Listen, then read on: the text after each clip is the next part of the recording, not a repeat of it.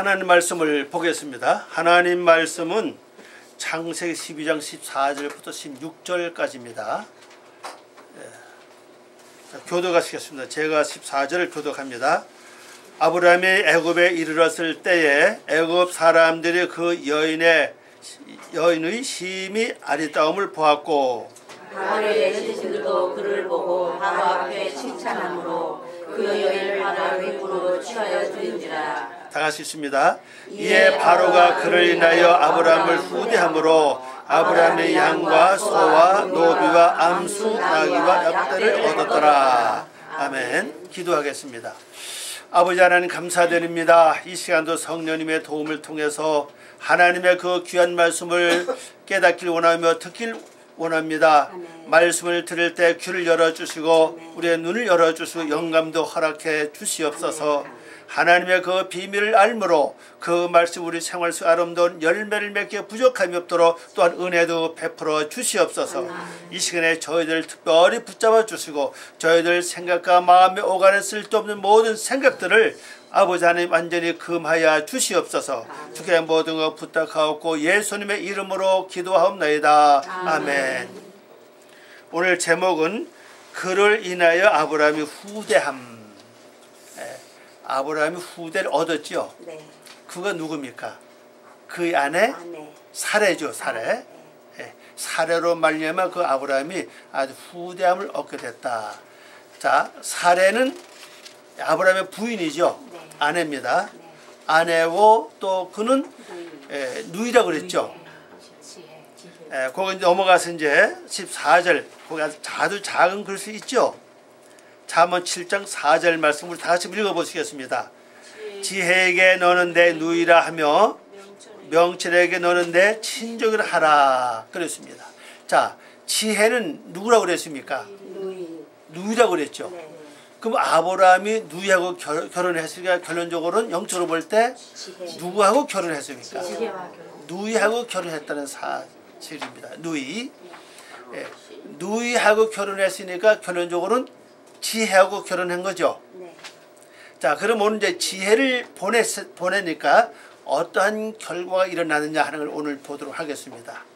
여러분의 지혜가 있으면요, 이 세상 살아나가는데 그만큼 편하고 아름답고 유익되고 또 그 자체가 축복된다는 걸 이제 우리에게 보여주고 있습니다.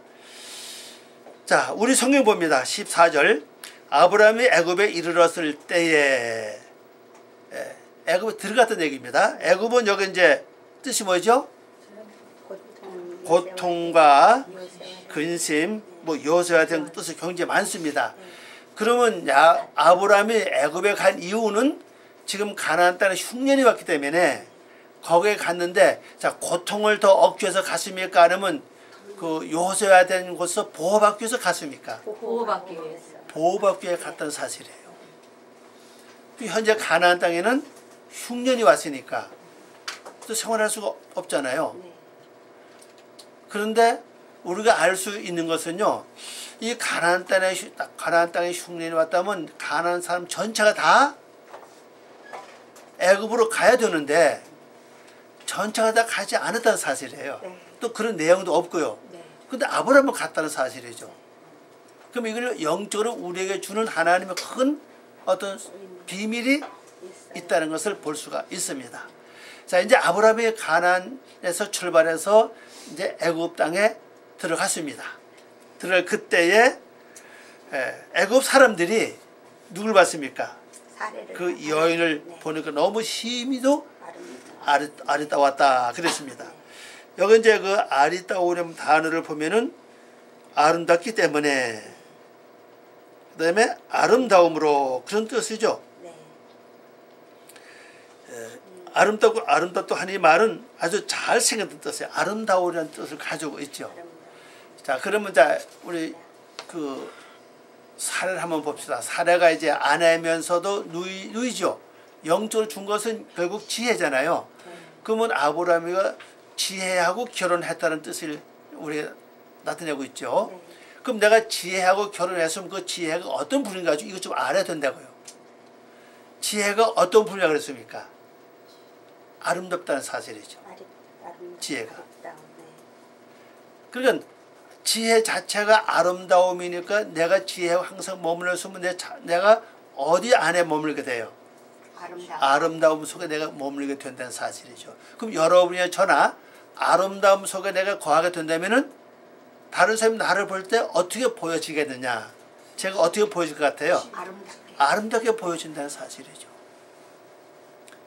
그러니까 이게 참 중요하지, 그죠? 다른 사람이 나를 쳐다볼 때 아름답게 보여진다는 이게 쉬운 일이 아닙니다. 이건요, 그죠? 그러나 내 속에 지혜가 있을 때는 가능하다는 사실이에요. 지혜가 있을 때는요. 지혜는 삶의 축복 아닙니까? 그죠? 네, 결론적으로는요. 그리고 지혜의 고향은 명철에 그랬거든요. 지혜가 그 명철에다 주소를 두고 있다고 그랬습니다. 그럼 명철은 결론적으로 하나님을 가리키잖아요. 그러면 내가 하나님처럼 아름다워질 때 하나님이 나에게 원하는 건 뭐냐? 하나님처럼 아름다워지는 것을 원하고 계시는 사실이죠. 그건 지혜와 더불어 내가 함께할 때 가능하다는 사실입니다. 그래서 성경은 지혜를 구하라고 그랬어요. 지혜를 구하라. 지혜는 그만큼 나에게 아름답게 해줄 수 있는 힘이 있고 능력이 있다는 사실입니다.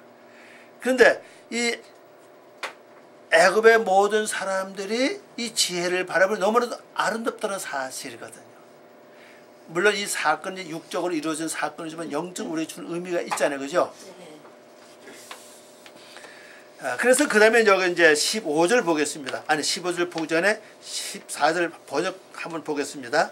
아브라함이 애굽에 들어갔을 때에 애굽 사람들이 그 여인을 보았는데 그녀가 힘이 아름답기 때문이었다. 아름답기 때문입니다. 아름다운 건 다 여자를 바라본다는 사실이죠.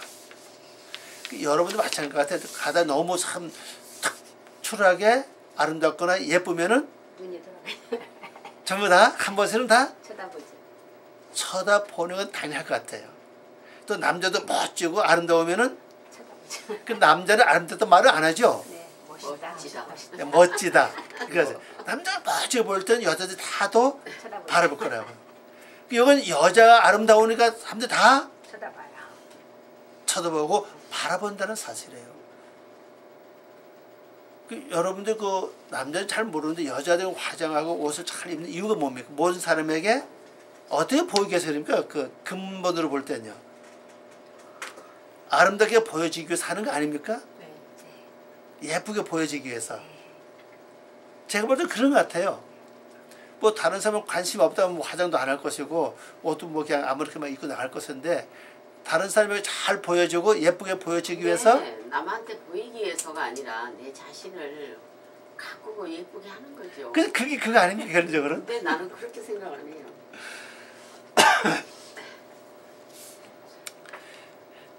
그러니까 사람들은 다 똑같은 것 같아요. 다른 이왕이면은 좀 아름답게 보여지겠다. 이왕이면 좀 멋지게 보여지기 좋겠다 하는 게 사람의 근본 마음 같아요. 근데 우리가 근본적으로 아름답게 보여주는 방법이 있다는 사실이죠. 우리 결혼만 잘하면 돼요. 그죠? 네. 지혜와 결혼하면 된다는 사실입니다. 네, 지혜와 결혼을 하면 어디 가든지 다 아름답게 멋지게 아주 너무 예쁘게 보여줄 수 있는 비법이 여기서 나온다는 사실입니다. 그래서 예수 믿는 사람은 자연히 우리 예수 함께 거하면서도 그 속에 또 뭐가 필요하냐? 지혜가 필요하다는 사실이죠. 예수 믿는 사람이 우리 늘 고통 겪는 이유 중 하나가 실제 뭐가 없어 그렇습니까? 지혜가 없어 그래 실제로. 지혜가 없이 미련하다 보니까는 해당하고 어려움을 당하고 고통을 겪고 힘들게 된다는 사실이거든요.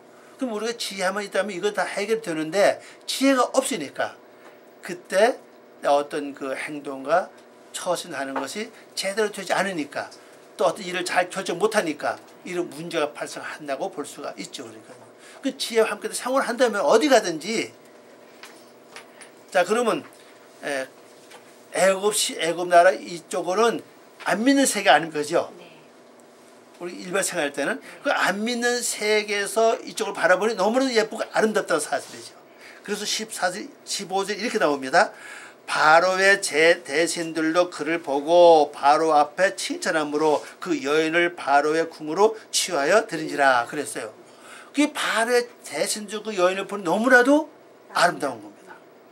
그래가지고 바로 앞에 가서 그냥 바로가 그 애굽의 왕 아닙니까? 바로라는 뜻은요, 그 왕인데 그 애굽의 모든 왕들을 거의 다 바로 다에게 호칭해 버렸어요. 전부 다. 그러니까 그 앞에서 칭찬하니까 왕이 그럼 데려와봐라. 이제 이렇게 했겠죠, 그죠?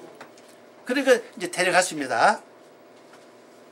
이걸 번역해 보면요, 바로의 대신들이 보고 그 여인을 바로 앞에서 칭찬함으로 그 여자를 바로의 궁으로 취하여 드린지라 그랬어요. 그 칭찬하고서 다 여자를 들여보냈죠. 자, 그러면 이제 여기서 만일 아브라함이가 저 사례가 나의 아내입니다 이렇게 말했으면은 취해 드리지 않았겠죠. 근데 앞에서 뭐라고 했어? 우리 지난주에 배운 것처럼 예, 내가 보니 당신 너무나도 아름답다. 그런 애국 사람들이 당신을 보고 너무 아름다워서 내 아내로 그러면은 나를 죽이고 당신 데려갈 것이니까 아내를 하지 말고 누이라고 하라. 자, 그러면 누이라고 하라 그러면 여기서 한 가지 생각할 것이 있죠. 누이 보고 뭐라고 했습니까? 지혜라 그랬죠. 그러니까 지혜라 그렇게 하는 말을 이미 앞에서 했어요, 그죠? 여기 와서 물어보니까 아내가 아니다, 나의 누이다 하고 말하니까는 취해가서, 그러니까 이 사람 잘못이 없어, 그죠? 자, 여기서 우리가 이제 알 수 있는 것은요, 자, 아름답다고 하는 여자는 결국 그 가는 곳이 어디냐 하는 사실이에요. 왕궁의 사실이에요. 그 영주 잘 보시 바랍니다. 하나님께서 나를 보실 때 아름답게 보여지면은, 그죠? 하나님의 왕국으로, 예수님의 왕국으로 나를 이끌어 가신다는 사실이라고 얘기해요. 지금 우리에게 이걸 보여주고 있다는 사실은 지금요. 그러니까 가나안 시대하고 애굽의 시대는 지금 이게 전혀 다른 세계입니다. 그죠? 다른 세계인데, 그러면 우리가 지금 내 믿음의 세계가 가나안 세계를 친다면은 우리 새로운 세계가 앞으로 있다는 사실입니다. 그 새로운 세대에 갔을 때 내가 아름답게 보여진다면은 자연히 갈 곳이 어디냐는 사실이에요. 하나님 계시는 전일 것이고 예수님 계시는 전이 된다는 걸 이미 우리에게 보여주고 있다는 것을 여기서 나타내고 있죠. 그러니까 우선은 내가 아름다워지려면은, 자, 지혜하고 결혼하는 것도 이제 그건 기본이고, 그 다음에는 어떻게 돼야 내가 아름다워질 수 있습니까? 성품이 변해야지, 그죠? 내 인품이 바꿔줘야 된다고요. 내 성질이, 못된 성깔이 다 이게 변해야 된다. 이게 변하지 않고는 아름다워질 수가 없어요. 아무리 내 겉모습을 잘 가꾸고 옷을 잘 입고 잘 맞춰 입고 뭐 잘 한다 할지라도 이 속에 풍기는 게 있잖아요, 그죠? 내 속에 풍기는 이것이 도둑처럼 보이고 여우처럼 보이고 늑대처럼 보인다면은 아름다워질 수가 없잖아요. 내 비록 겉모습은 누추하고 보잘것이 없다 할지라도 내 속에서 풍겨 나오는 것이 아름답고 선하고 그렇게 보인다면은, 자, 어떤 게 더 사람이 더 그 사람, 어떤 사람을, 모든 사람이 어떤 사람을 더 인정하겠습니까? 겉모습을 사람을 볼 줄 모르는 사람은 겉모습을 보고 취하겠죠, 그죠? 그러니까 조금 지각이 있고 조금 눈이 열려진 사람이라면 그 사람의 겉모습을 보지 않고 속에 풍겨나오는 어떤 인품과 성품을 보고 그 사람을 취하지 않게 되는 사실이에요. 근데 중요한 것은 하나님이 우리를 보실 때 외모를 보지 않고 중심을 보신다는 사실이에요. 이게 지금요.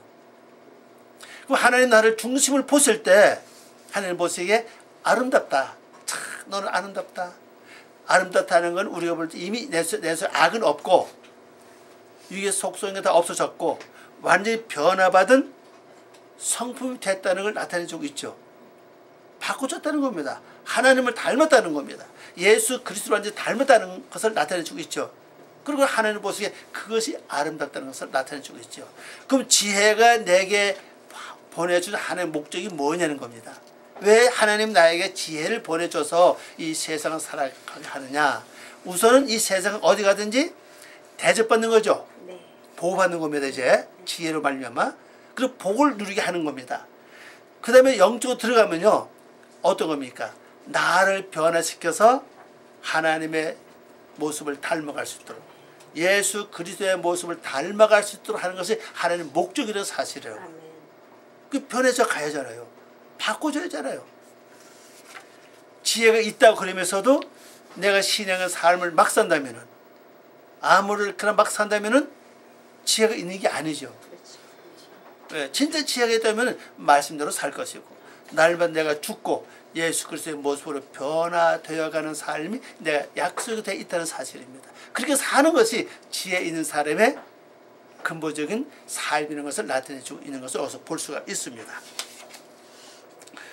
자, 이제 궁으로 들어가, 이제 아름다운 지혜는 궁으로 들어갔고 바로 앞에 갔죠. 자, 그 다음에 이제 아브라함이 주어지는 게 뭐냐? 거기 한번 16절입니다. 우리 한번 다 같이 읽어보겠습니다. 이에 바로가 그를 이유하여 아브라함을 후대함으로 아브라함이 양과 소와 노비와 암수 나귀와 악대를 얻었더라. 자, 지혜가 가면서 아브라함을 어떻게 했습니까? 부하게 만들어줬다. 그죠? 부하게 만들어줬어요. 자, 여러분에게 이겼습니다. 어떤 삶의 굉장히 지금 아주 난처한 일이 벌어졌는데 하여튼 뭔가 결정을 해야 돼. 그죠? 결정을 해야 되는데 도저히 어떻게 결정할 수가 없어요. 방법을 모른다는 사실입니다. 그런데 여러분이 지혜를 보냈어요. 이제 요거는 요렇게 하고 요렇게 하십시오 하고 내가 말을 해줬죠. 이건 뭐 한 겁니다. 지혜를 보낸 거예요. 그죠?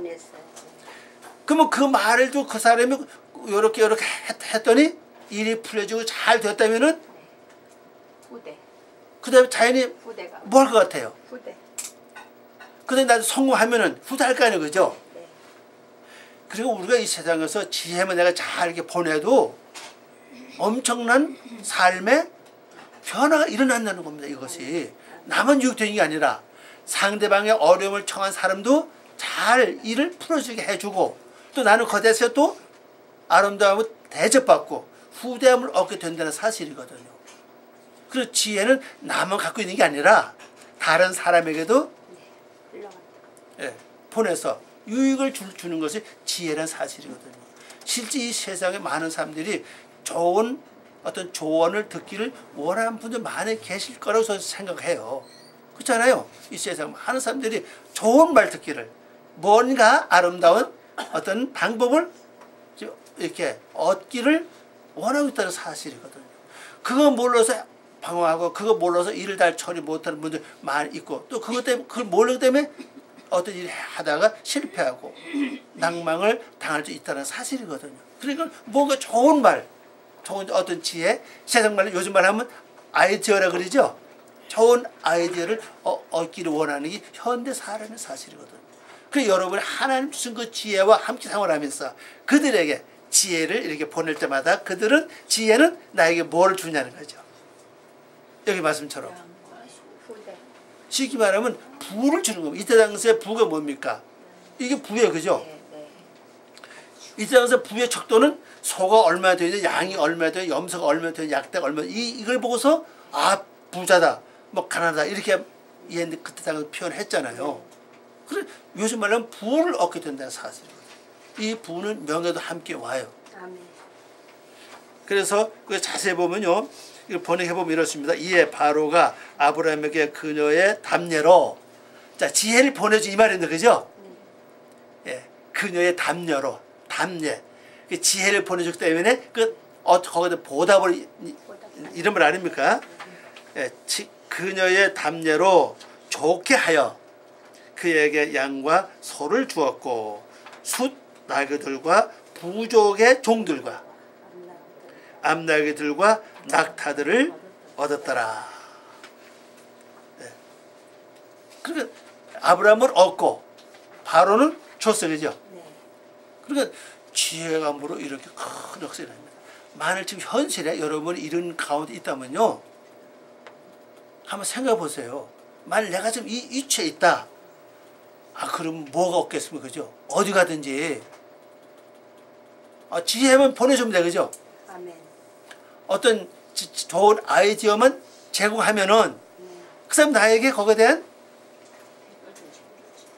후대와 담력 와. 그죠? 근데 여기서 한번 생각해 봅시다. 자, 보낸 거 예물 한번 보시죠. 여기서 한번 봅시다. 소입니다. 양과 소를 주었 그랬죠. 네. 양과 소는 특징이 있죠. 네. 되새김. 되새김질이라고요.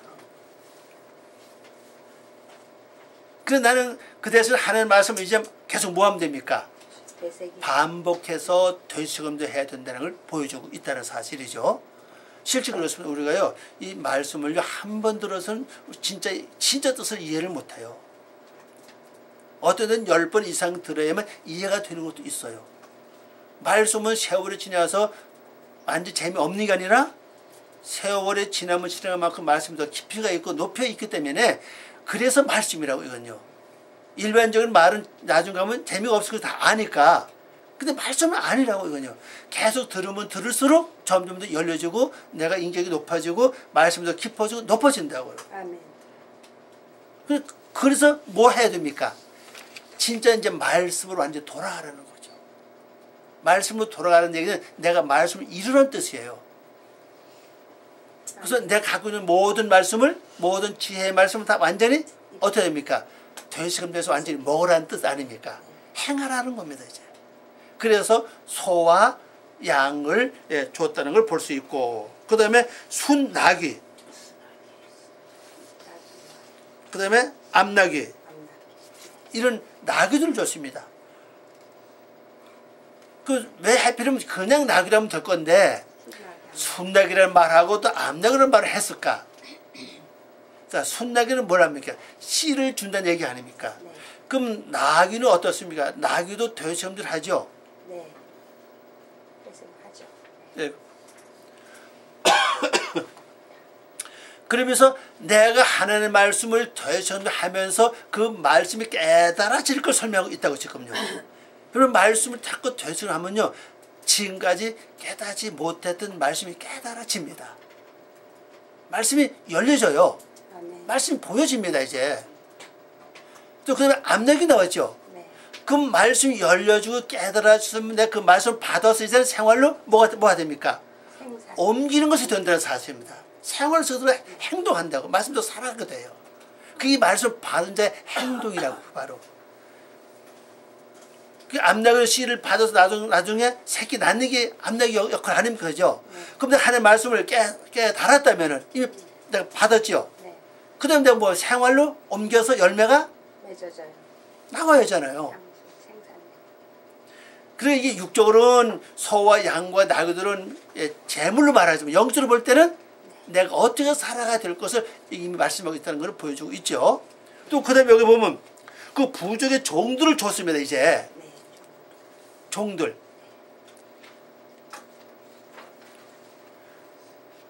우리 성경에는 이 부족의 종들의 말이 나와 있지 않아요. 보면요. 그냥 노비가 하는 말만 나와 있죠. 네. 근데 부족이라는 말은 없어요.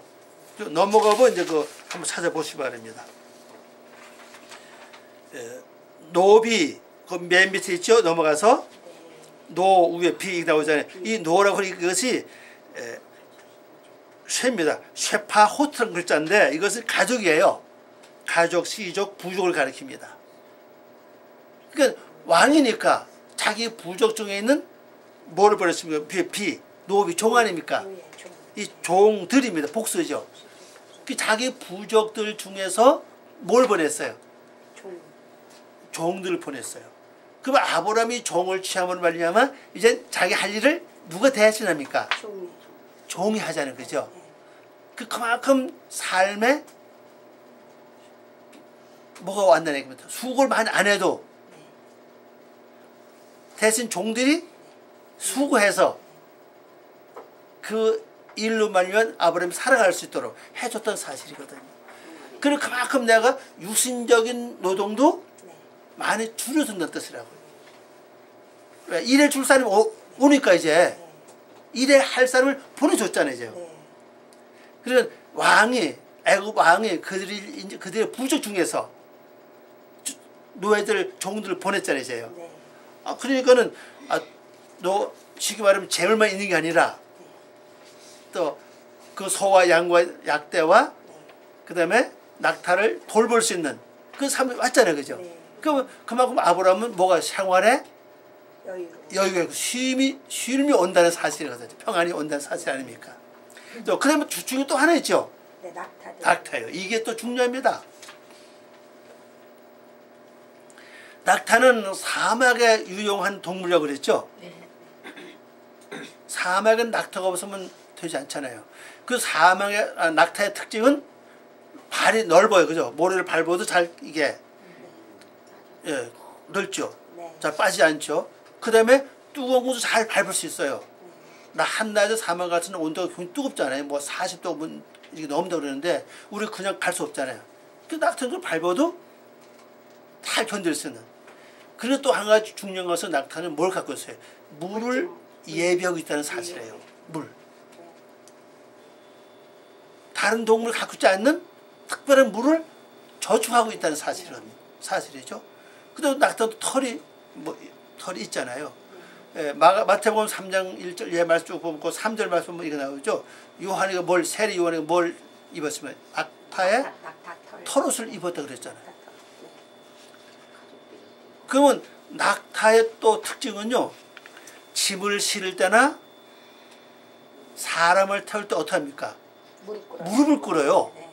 너무 크니까. 서서는 서 있으면 짐을 실을 수 없고 사람이 탈 수가 없어요. 항상 무릎을 꿇어요. 보면요. 그럼 이것은 우리에게 뭘 보여주고 뭐 있습니까? 내가 하나님의 말씀을 되새김질하고 그 다음에 모든 것이 말씀을 받아서 열매를 맺으면 맺을수록 점점 뭐 하느냐? 무릎 꿇는 삶을 살아가는 거죠. 저는 무릎 꿇는 걸 전 두 가지로 봐요. 하나는 기도에 무릎 꿇는 거. 기도의 삶이죠. 또 한 가지는 겸손을 좀 봐요. 겸손해야 된다는 겁니다. 내가 인격이 이루어지는 것만큼 변화되는 것만큼 겸손해지지 않으면요. 결론적으로 하나님으로부터 우리는 미움을 받을 수밖에 없어요. 이것이 돼야 하나님 봤을 때 너는 아름답다는 걸 보여주고 있죠. 그 다음에 또 낙타는 물을 갖고 있다고 그랬죠. 항상 우리는 물은 말씀을 상징한다고 그랬잖아요. 그 말씀의 물을 항상 가지고 있어야 된다는 거죠. 어느 때에 그게 필요할지 모르니까. 그래서 말씀의 물을 갖는 귀한 방법은요. 말씀을 되새김질하는 길밖에 없어요. 되새김질 많이 하고요. 기도 많이 하면요. 말씀이 그때마다 상황에 따라서 말씀이 생각이 나요. 그럼 생각나는 그 말씀을 가지고 난 행하면 되거든. 이제요. 그래서 문제는 말씀 생각 안 나니까 지혜도 없고 앞에 캄캄해진다는 것이죠. 또 그 다음에 털을 갖고 있으니까 털은 뭐라고 했습니까? 옷이죠. 그 옷은 뭘 가리켜요? 성도들의 행실을 가리키는데 특별히 털옷이라고 하는 것의 말은 털은요. 장자의 축복 발생 통로라고요. 장제 축복의 통로. 왜 이 장제 축복의 통로가 하면 털은요. 야곱이가 장제 축복을 받을 때 뭘로 받았어요? 털이거든. 그죠? 털로 위장을 했다고요. 그 어머니가 리브가가 털로 위장해 줬잖아요. 그죠? 그리고 에서 입던 옷을 입혔죠. 그러니까 아버지가 그 이삭이 내 눈이 멀어서 보지 못하니까 뭐라고 그랬지? 왜? 음성 분명히 야곱의 음성인데 자꾸 에서라고 우겨. 그죠? 그럼 와봐라. 만져봐야 될 거 아니에요. 그 냄새 맡아봐야 될 거 아니에요. 만져보니까 털이 있죠. 그 냄새를 맡아보니까 에서의 향취가 맞아. 그래서 이삭이 뭐라고 그랬어요? 음성은 야곱이로되 에서가 맞구나. 그리고 축복을 했다고요. 그 장자 축복 아니면 그것이에요. 그 만일 털로 이적을 안 했더라면은 만약 매끈매끈하고 털이 없다면은 축복을 거둬내고 저주 받았을 거라고요. 그리고 털은요 축복 받을 수 장제 축복입니다. 장제 축복 받을 수 통로라는 사실이에요. 그걸 줬다는 얘기입니다. 자, 그러면 로마서 8장 말씀 보니까 모든 피조물들이 뭐라고 하나님의 아들들이 나타나를 원하고 있다고 그랬습니다. 근데 로마서 8장 29절 말씀 보니까 하나님이 아신 자들을 부르신 그들을 아들의 형상을 본받게 해서 아들이 되게 하선이라 그랬다고요. 마선 불러서 아들이 되게 하는 거예요.